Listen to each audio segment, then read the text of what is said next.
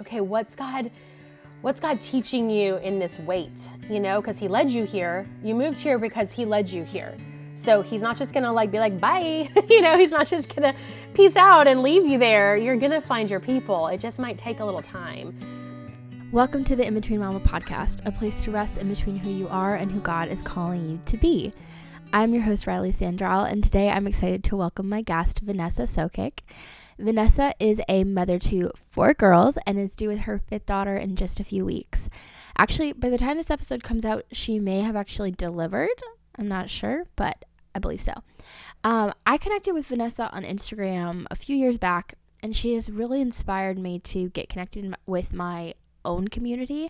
Her Instagram at the Franklin Mama is well known amongst the mothers and women in my area because she is always sharing helpful resources, local events, showcasing local businesses, and she's just fantastic at connecting people.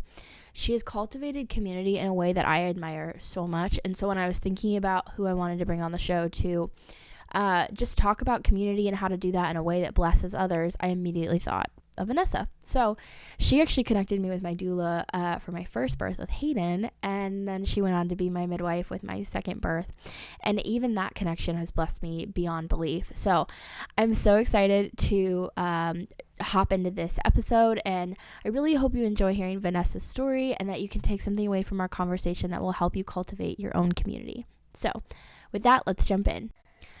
Alrighty, welcome to the In Between Mama podcast. It's so good to see you, Vanessa. How are you doing today? I'm good. I'm great. I'm so glad you're here.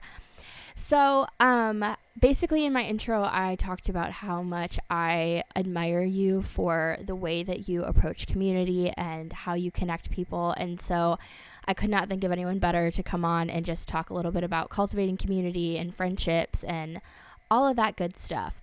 So I would love, you're known as the Franklin Mama. I don't know if you know how popular you are, but you are well known amongst my friends and motherhood groups of everyone kind of knows you. We don't actually know you, but we think we know you. So I would love if you'd talk a little bit about how you became the Franklin Mama, that Instagram account, all of that. Yeah, so I can't ever move anywhere because, yeah, it's true. I meet people and they're like, Franklin Mama, and I'm like, also known as Vanessa, but yes.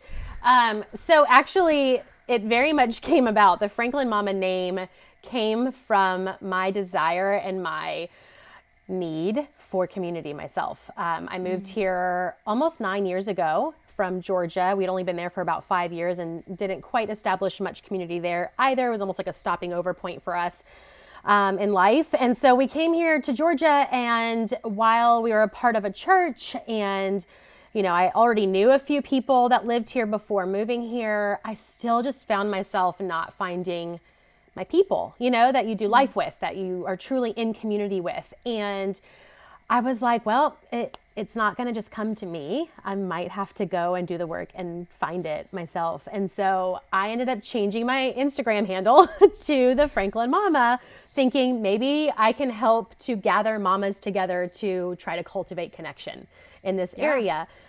And part of me kind of feels bad. I almost wanted to backpedal and say, oh, it shouldn't be mama, because I was that woman who didn't have any kids until I was 30. And I was left out of all the mama tribes, all the communities that back then would connect on like Yahoo groups. And I would always get left out of those because I was like late to having kids, you know, it seemed like anyway in my circle of friends. And so I used to always just make sure to make a point of saying like these gatherings that I would organize are for any woman who's desiring community. And I hoped to bring in people that were older, younger, different ages and stages of life, because I feel like that's how we can best like connect is having those people that can pour into us while we pour into them or other people, you know.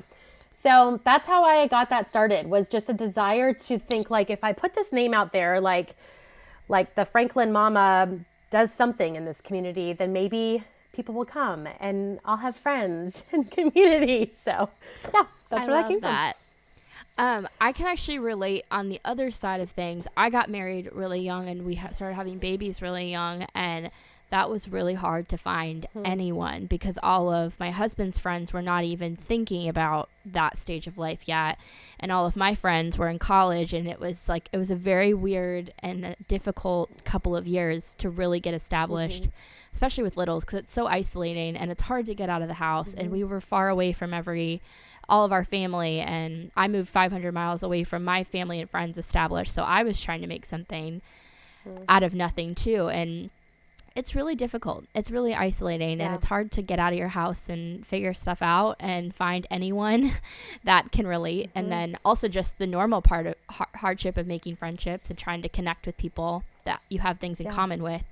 It's hard. So I absolutely love that you did that. And just, it's so cool to see how fruitful that's been even since then. I talked about in my intro how you connected me with Sarah Fuqua, not anymore. Now it's Ford. I can't remember her last name now. Ford. Ford. Okay, I had it right. And how just because of that little connection that you had, I gained a wonderful friend and a doula and my midwife. And it's so cool how God has used you as just like a middle person sometimes to just connect from one person to another. And that's so cool. So through all of that, how would you say that God has taken that and provided community in your life? Was it a step of obedience that you had to take, or what has that kind of looked like? Oh, it was for sure a step of obedience, because that felt really awkward to start. And this was kind of like when stories on Instagram was very new, to where like holding my phone and being like, hi guys, like I'm like, who wants to see this? This is weird. Like it felt so, those early days, right? Where you're like, why am I making a reality show out of my life? But also being in that season of having littles and everything, I just felt like I had lost my ministry. Like I used to serve in other ways before I had kids. I was on the worship team, or I served in a crisis pregnancy clinic, or what, and it was like those things I couldn't really do in that stage of life. But then I was like, well, God's like giving me this platform that's slowly growing, and people are, coming to me and asking for advice on things, because again, the Franklin Mama also meant that I like turned into some sort of Franklin concierge, and people are moving here by the hundreds every day. So it's like, where do I go for this, and this? So that act of obedience was hard at the beginning because it was awkward, and it was putting myself out there. I didn't know who was going to show up at these meetups. I'm like, meet me at the factory at 10 a.m. on Tuesday. Who's going to be there? And honestly, the coolest part was God brought people from all walks of life. And there was so much beauty to that, because there were people who were not on the same page as me in life. We had very different interests, different visions for our family, different beliefs. Our faith maybe was different, so that it turned into this ministry. And honestly, that's where I even started like my journey in social media. I didn't want to have anything to do with Facebook, Instagram, any of it, until I realized that, I had a ministry within our own family members that saw us pre-Jesus. And then, coming to him, I was like, I want them to see what God has done in our lives. Like we've transformed and it's because of him. And I want to give him glory. And so that's why I started a blog back in the day. It was in hopes that our family members would just see what God was doing. And then from there, it was like, oh, and maybe some strangers too. Odd, but okay. So the obedience, it was interesting. I think that it ended up turning into a ministry. And honestly, because I found myself being that middleman and still not having community myself for a while. And as you know, it's like you can go to an event with 50 women and maybe connect with like 2, maybe. And maybe there's going to be a solid friendship there that continues on forever, or maybe not. It's hard to find your people.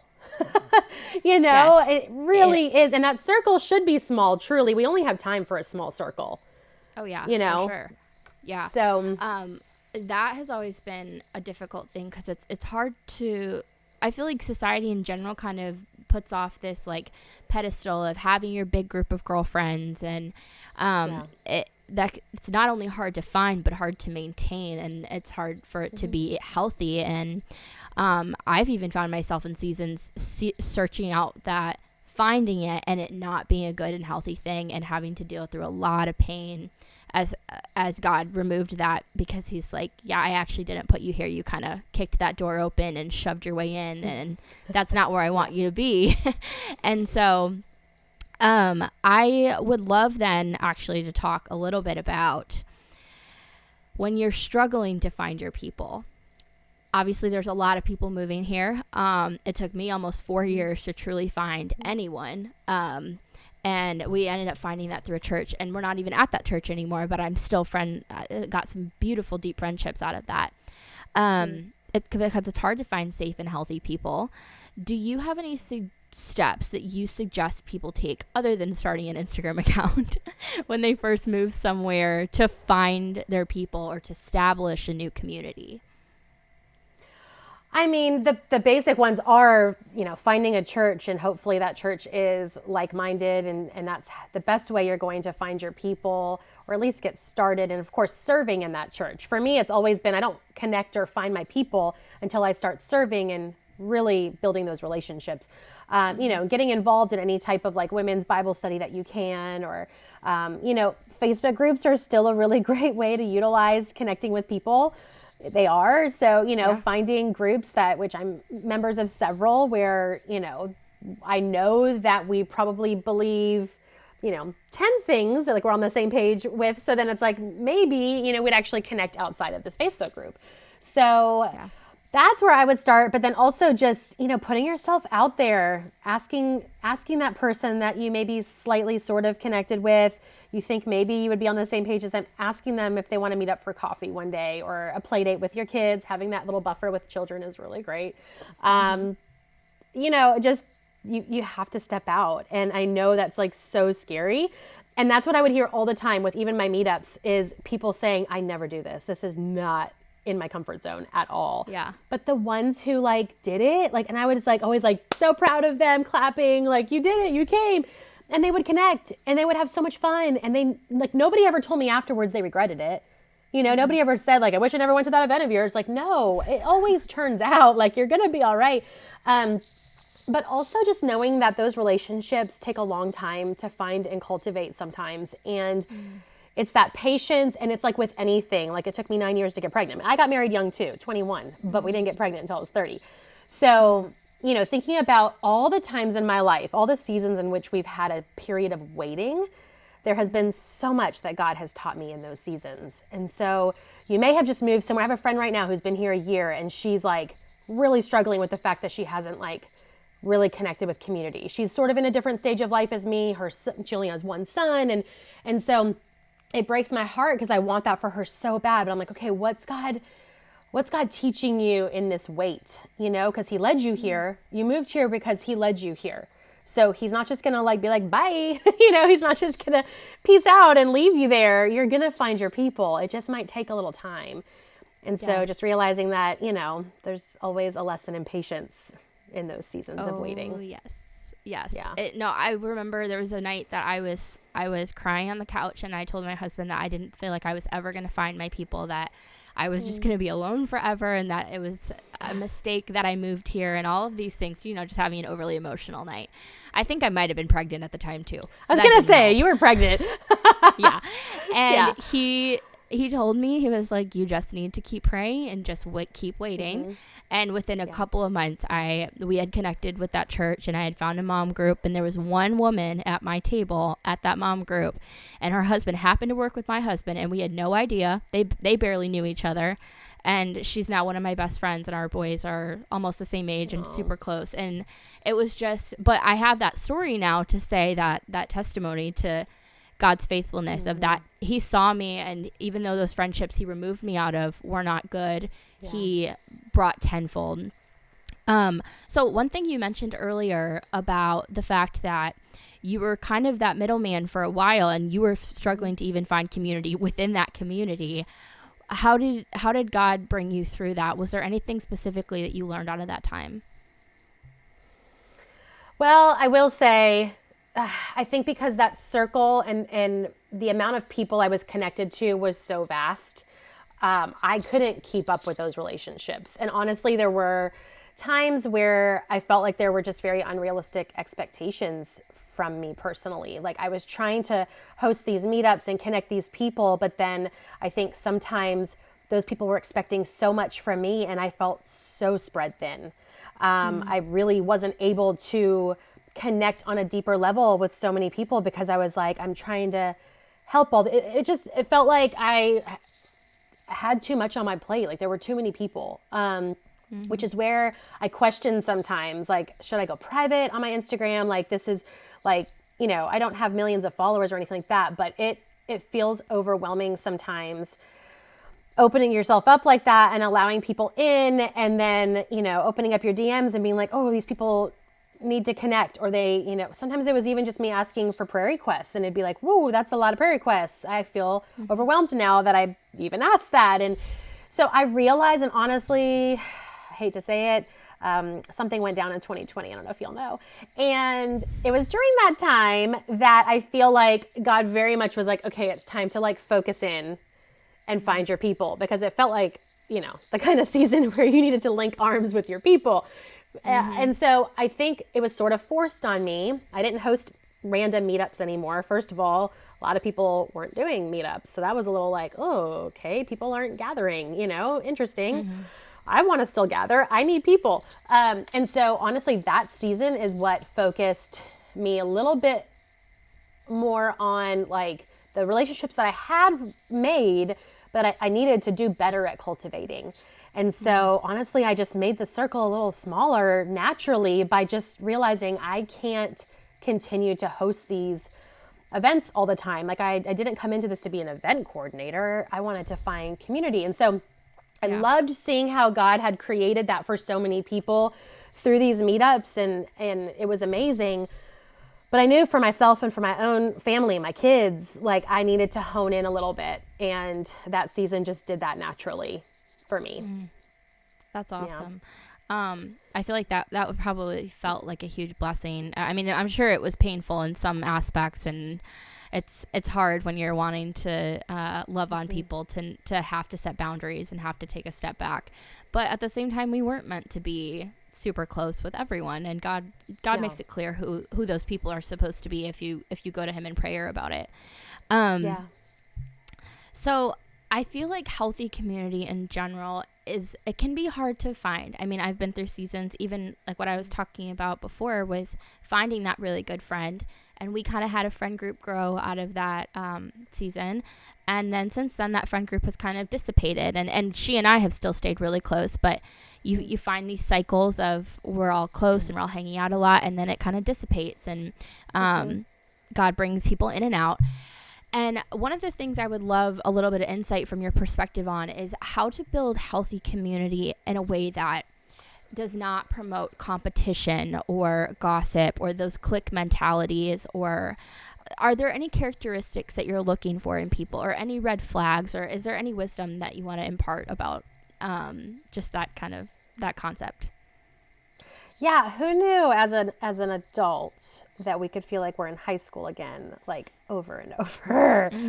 Oh man, there have been some tough lessons and things that have gone down through, I mean, truly, because it felt like I was like a part of like a high school community again, where there's all these different cliques and people that like, oh, they're going to connect, but they're probably not going to connect. And, you start kind of seeing this theme. And yes, we would very much have situations go down where it was like, okay, this person seems to always want to like stir something up here. And, there are personality types that can be tough to jive with. And so that was definitely probably one of my biggest challenges in trying to host these things, is that we did have so much, I mean, when you're dealing with people, it's just the nature of it, right? Like you're going to have different personalities. You're going to have personalities clash. And I think for me, as the one orchestrating these things, I had to start setting some boundaries. I had to stop taking things personal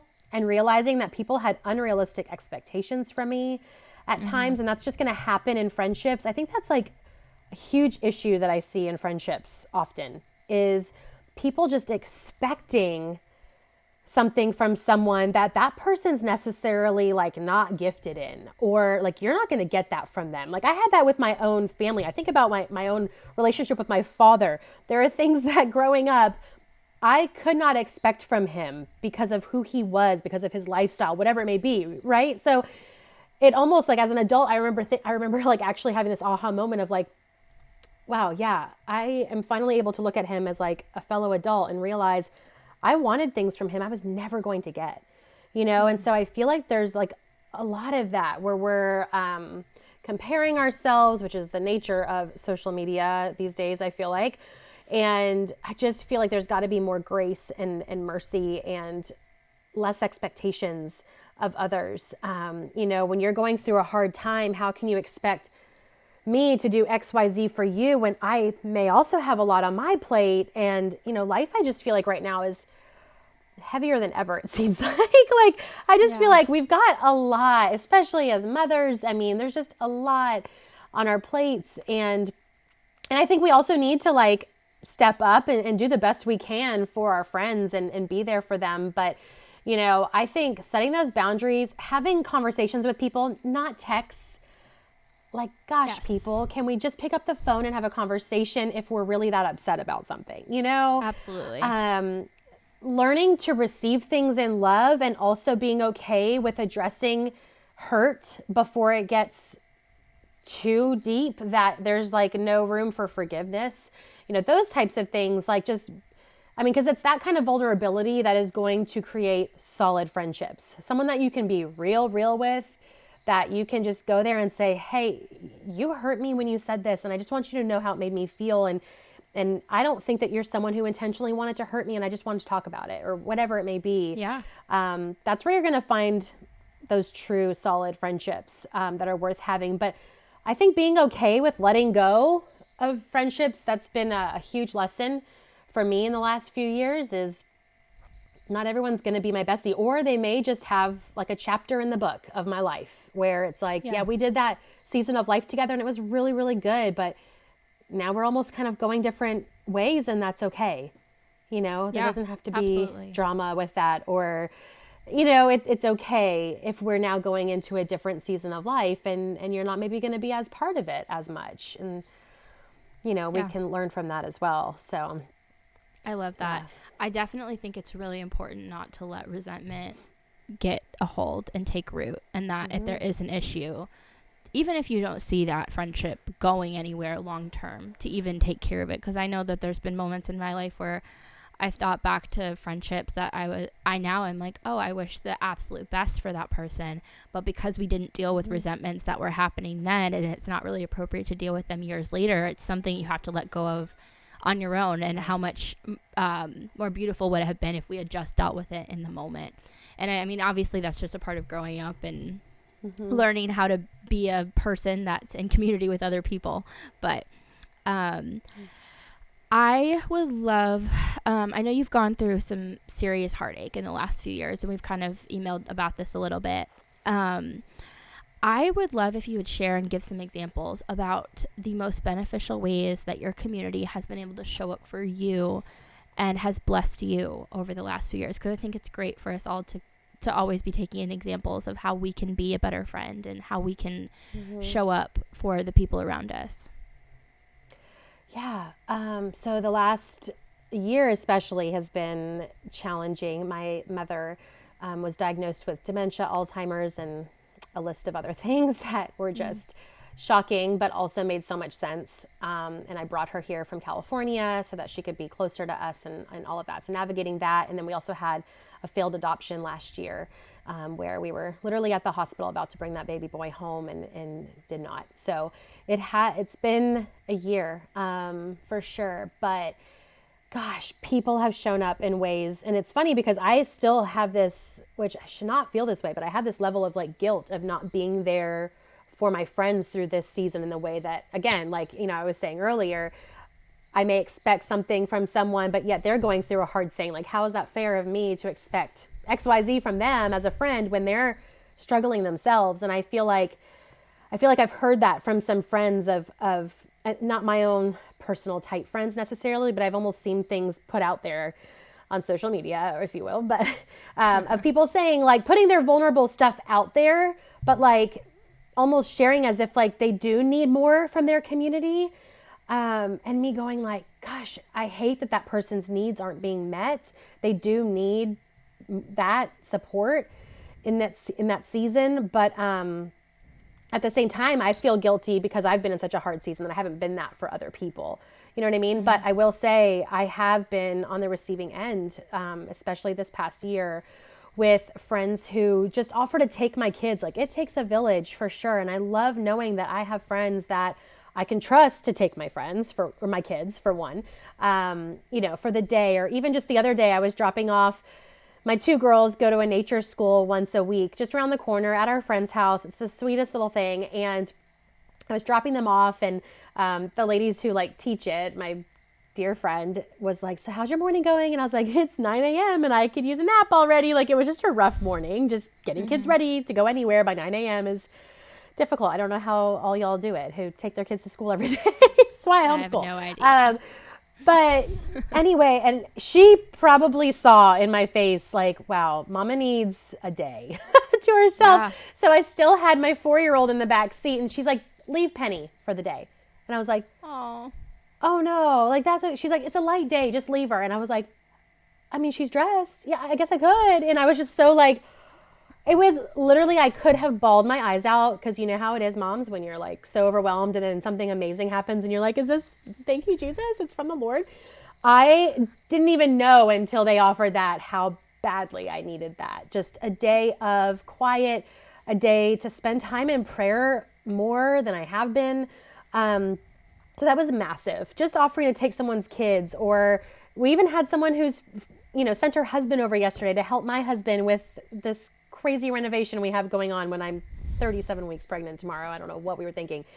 So, and then he helped fill the dumpster, something that was didn't take, skill other than time and sweat. And it made such a big difference to have that little bit of help. So it's those little things, where people just think of you and they know doing a little something can be really huge right now in the season that you're in. And I mean, most of that and then prayer, just reaching out and letting someone know that you're praying for them, especially when they feel some days like they're drowning, is huge.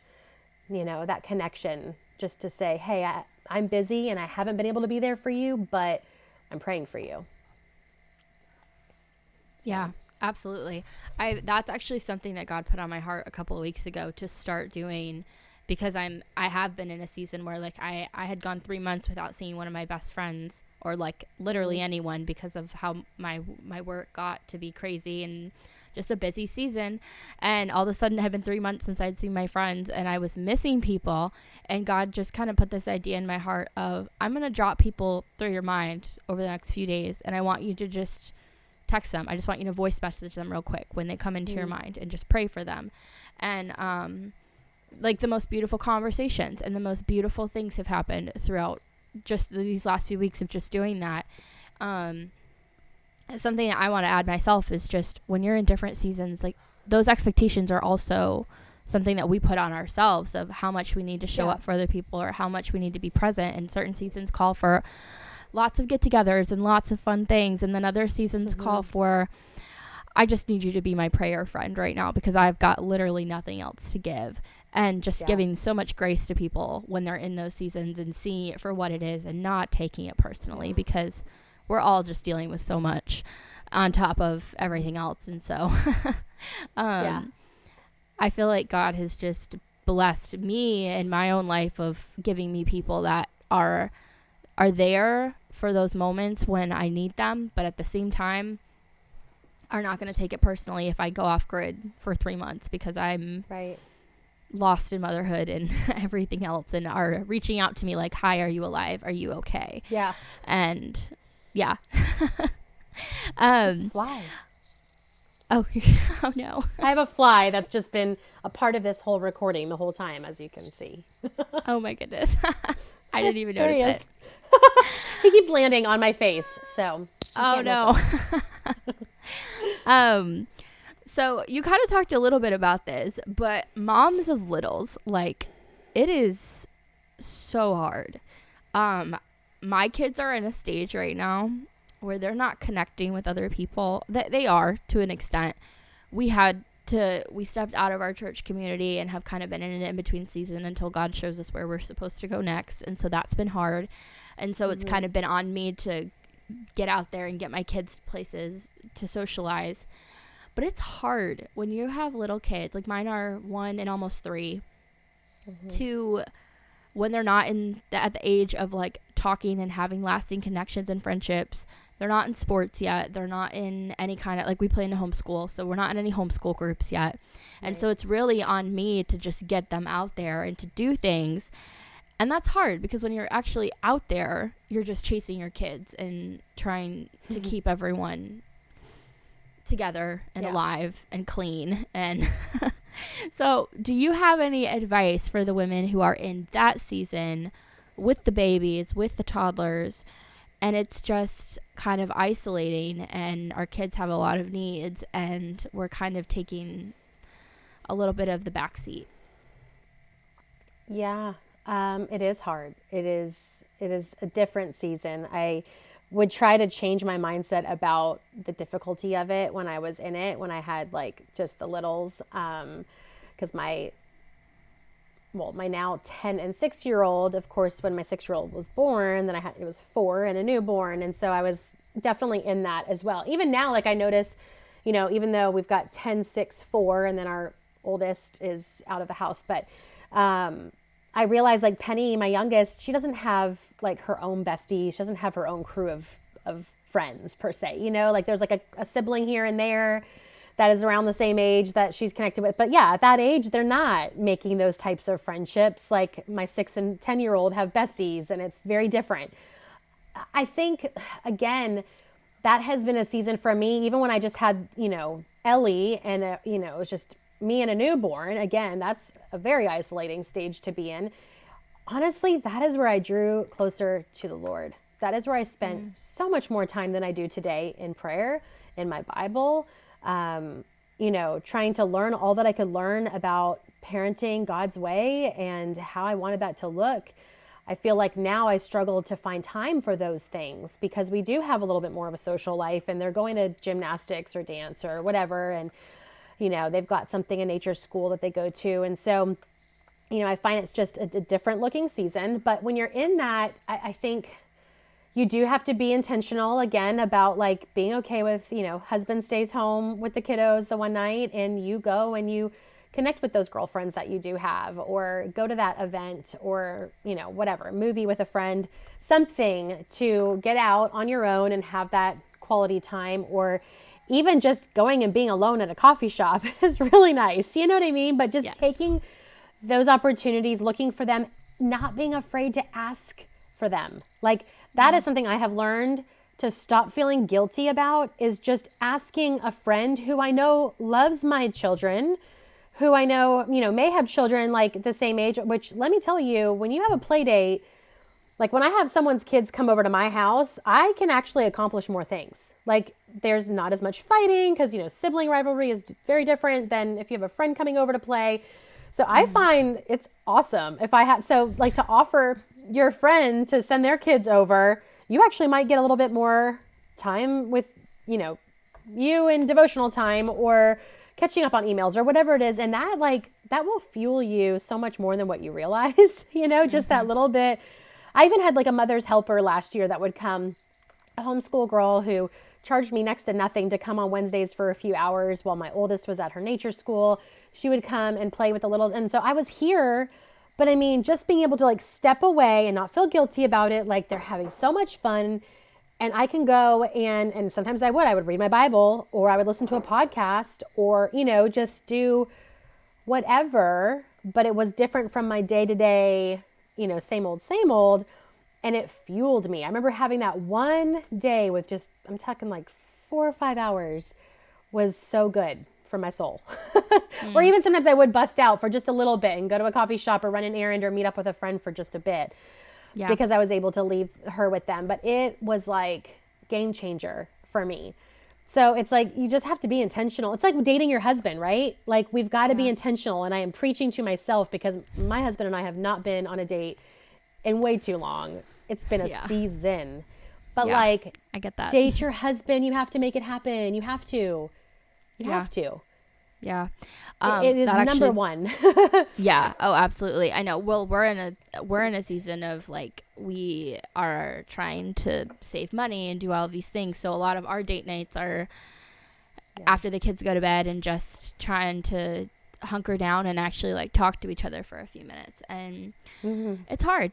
It's really hard. It's a hard season to be in. And but I really appreciate that mindset shift that you're talking about, of like, this might actually be a gift from the Lord to say, hey, I actually want to spend some time with you right now. And also the mother's helper thing. My husband has been begging me to let someone come help for a couple hours, at least once a week, to give me a moment. And that probably actually would help more than I think it would. It really does, especially if you find out like a home, like she was younger, and so she just, and her parents actually wanted to instill in her children, but this child in particular, like to not earn an insane amount of money. She's like, I don't believe my kids should make an exorbitant amount of money at this point in their life. Like they're, you know, young. They don't need to make $20 an hour to come and play with your kids when they're still kind of a kid themselves. So getting that like younger child, I mean, you can do it on a budget, and it really helps. It's I will amazing. I will be looking into how that. Helpful. Yeah. I love it. So actually, speaking of husbands, I have one more question for you. And I don't know if your husband is introverted. Mine very much is. Most of my girlfriends' husbands are very introverted. They would rather, like, he would rather just me be his only friend in life and that just be it. And I feel like the majority of my friends, we struggle to do anything outside of daytime play dates because our husbands are exhausted when they get home. And so we don't want to always have to just say, like, here, take the kids. And our in-laws we're kind of all younger, and our parents are all still working in their like late 40s to early 50s. And so it's hard because they don't want to take our kids at the end of the day either. And so it's just, it's one of those seasons where you're like, we're just got to do the best we can, and play dates and quick meetups at Chick-fil-A is what we got. But husbands and socializing, how did you figure that out with getting community together in groups? And was it just kind of something, I mean, obviously they have to be adults and just grow up and go, but how did you see God, like, did God move in any way to kind of help you guys find couple connections, if that is even a thing? Yeah. I mean, gosh, men need other men. That's for sure. Right. Like iron sharpens iron. They need it. For sure. My husband is also introverted. I mean, if you follow me on Instagram, everyone knows Phil does not say much, and except he does. I mean, once you get to know him and you're hanging out with him, but he's not this guy that's going to go on camera. That's for sure. But you know, it's hard. Talk about hard finding friends, but then to find a couple where like your husband also jives with the husband and you jive with the wife, like that's a whole nother ball game. It's hard enough just to find a girlfriend that you're like, okay, yes, we are on the same page. We can do life together. But then you're like, oh, the husband, not necessarily going to connect with mine. And that's just the name of the game. So, you know, my husband actually he's stepped out himself. I have been very impressed. This past year, he actually asked a few guys that, you know, he's friends with. And again, he's not one to have, like, we definitely have very different social lives, and he's also the one who's working outside of the home. So he comes home very tired as well. And it's just different. But I was really impressed. He actually formed like a little breakfast Bible study, like before work, 6 a.m. type deal, where a lot of these guys that start work at like 7, 8 a.m. can still meet up, grab breakfast, and just hang out. They did a book together once, I think, but I think the last time they were doing it, it was just to connect. And that was really impressive. Like he didn't even like say anything to me until like one of the wives was like, you know, Phil's doing that Bible study thing again, or like the breakfast thing. And I was like, what? Okay, Phil. So I was really impressed by that. So, you know, push your hubby to step out of his comfort zone too, maybe.